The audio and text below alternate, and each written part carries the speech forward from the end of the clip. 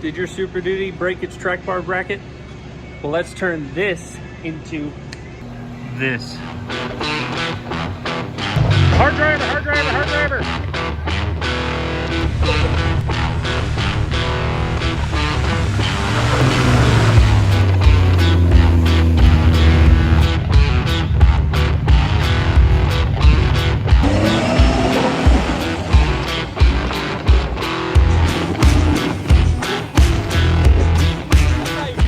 Okay, so this kit is made in Tucson, Arizona by PMF Suspension, right here in my home state. Really cool. This bracket is your new track bar bracket. This one will be for the dual stabilizer kit. This will bolt with clamp to the axle and then to the diff cover bolt holes. And then these two are your steering stabilizer brackets that bolt to the tie rod. Here's the back clamp piece for this guy. And then here's another support bracket for the stabilizers when they bolt right here. So we just need to get this welded up on the axle, cut all the old stuff off, and then we can install our stabilizer. These two kits are separate. This one does delete the factory stabilizer bracket, so you would have to either make your own or buy their dual stabilizer kit.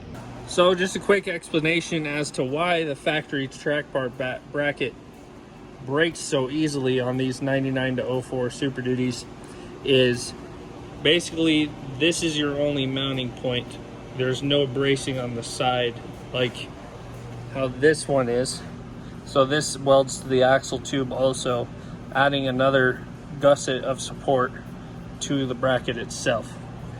So after years of hard use and a lot of off-road, this guy just eventually will fail on you.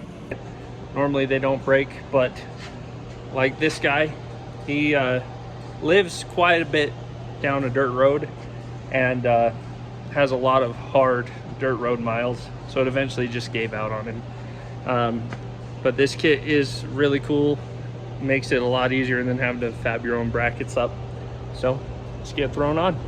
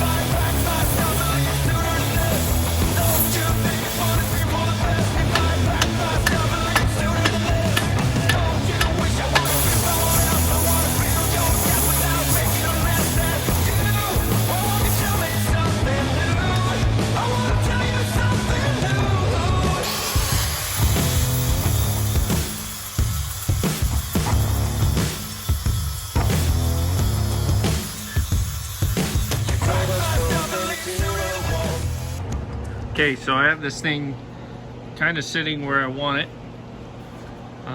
Just threw the U-bolts on. I'll tighten those up just to make sure it's nice and cinched.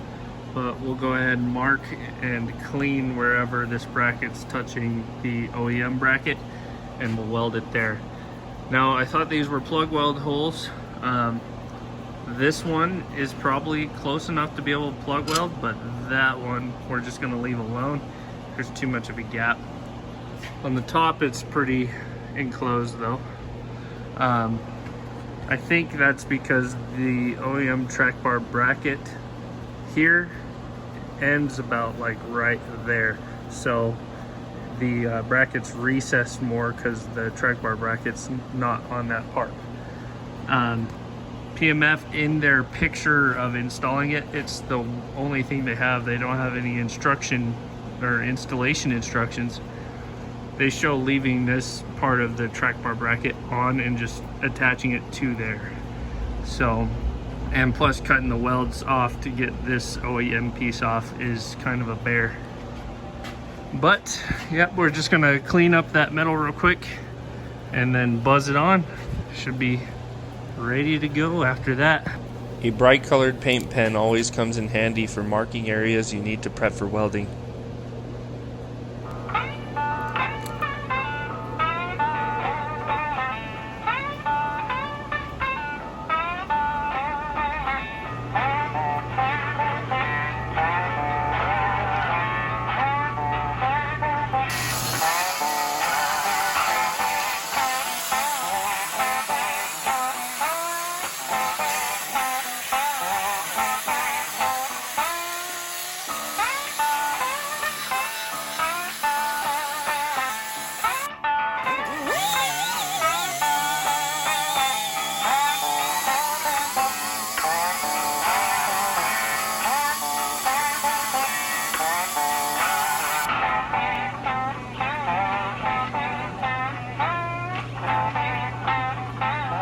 So I got the axle tube all cleaned up, and I even beveled parts of the bracket that could use a little extra penetration.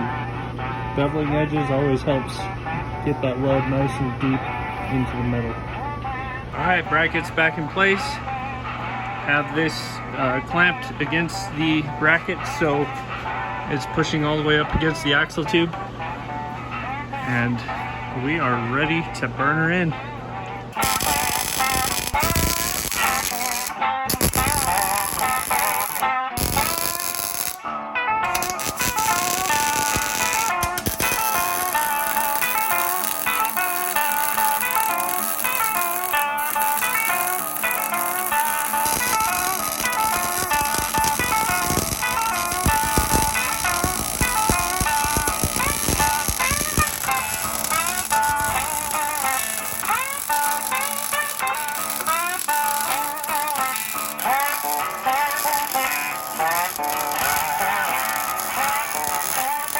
Okay, she is all welded. I got the one plug weld filled.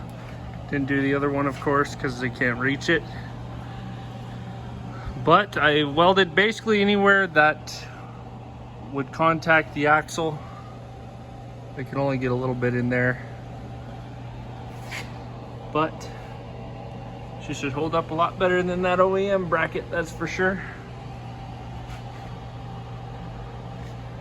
So, we'll slap some paint on her, and we will see you in the morning for reassembly with the new dual stabilizer brackets.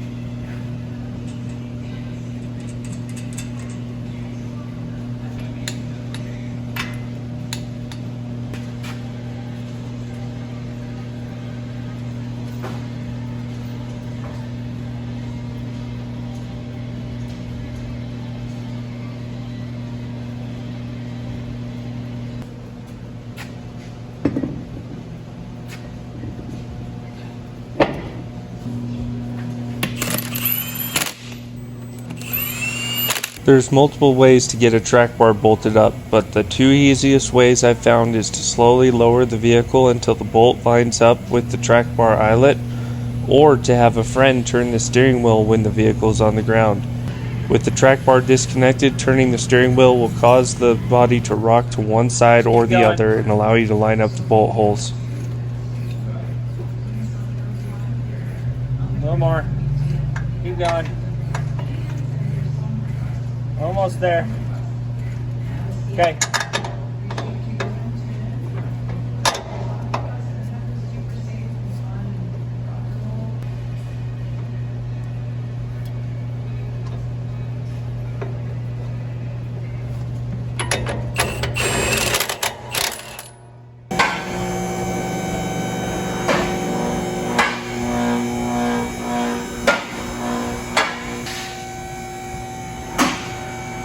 The Ford track bar bolts call for 369 foot-pounds. It's kind of a bear to torque on the ground. Luckily, this track bar that the customer has is adjustable with heim joints, so we can go ahead and torque it in the air. But if it's a rubber style bushing, make sure to torque it with the weight of the vehicle on the suspension so that bushing doesn't tear. If you torque it in the air, it could risk tearing the bushing when the vehicle gets set on the ground.